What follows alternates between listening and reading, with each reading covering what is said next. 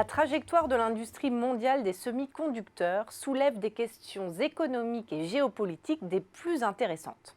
En effet, elle révèle notamment à quel point le système productif chinois est encore fragile et comment ce pays use de stratégies nouvelles pour combler son retard. Par nature, hyper compétitive car soumise au rythme incessant des innovations, l'industrie des semi-conducteurs progresse de 8,4% par an depuis 2009. Son chiffre d'affaires a dépassé 396 milliards d'euros en 2018. Les puces mémoire représentent encore plus du tiers de la valeur du marché du fait de l'importance des ventes de smartphones, PC et tablettes. Suivent ensuite les circuits intégrés logiques, 23%, les microcomposants, 14% et les puces analogiques, 12%. Mais l'offre des industriels s'ajuste. La demande se tourne en effet vers des puces plus complexes et plus rapides avec l'avènement des réseaux 5G, l'essor du machine learning et du cloud computing, tandis que la connectivité croissante des objets tire le potentiel du marché vers le haut. L'automobile, l'énergie, l'industrie, la santé et les data centers s'imposent comme de nouveaux relais de croissance. C'est dans ce contexte que deux modèles économiques s'affrontent. D'un côté, les acteurs verticalement intégrés, comme le sud-coréen Samsung et l'américain Intel, respectivement numéro 1 et numéro 2 mondial. L'autre modèle d'affaires, c'est celui des américains Qualcomm, Broadcom ou Western Digital. Traitant environ un quart des ventes mondiales, leur modèle est dit fabless, sans usine, ces acteurs se focalisant sur la R&D et le marketing. Leurs revenus proviennent de la commercialisation des produits ou de licences d'utilisation. Et bien que ce modèle ne soit pas plus efficient que le premier, il fait des émules.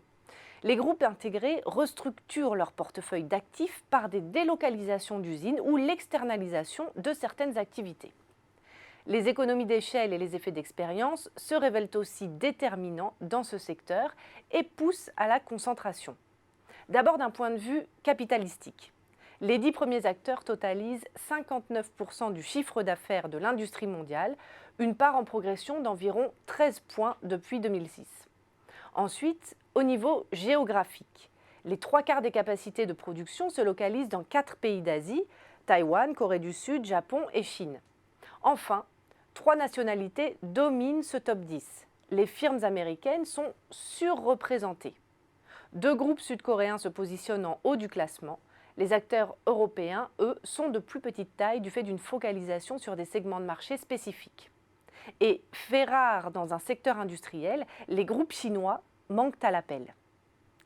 La Chine s'est pourtant fixé des objectifs ambitieux dans ce domaine hautement stratégique pour atteindre le leadership dans l'intelligence artificielle et les technologies du futur.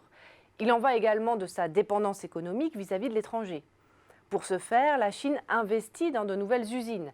Elle structure aussi son industrie par des acquisitions d'acteurs locaux ou étrangers sous l'égide du groupe public Tsinghua Unigroup. Mais Américains et Européens se cabrent désormais sur la question de l'internationalisation des groupes chinois. L'affaire Huawei est là pour nous le rappeler. Pékin a malgré tout d'autres cordes à son arc, c'est le cas avec le plan 1000 talents, visant à faire venir ingénieurs, scientifiques et entrepreneurs, chinois ou non chinois, grâce à de très grosses incitations financières. La guerre des talents est bel et bien déclarée.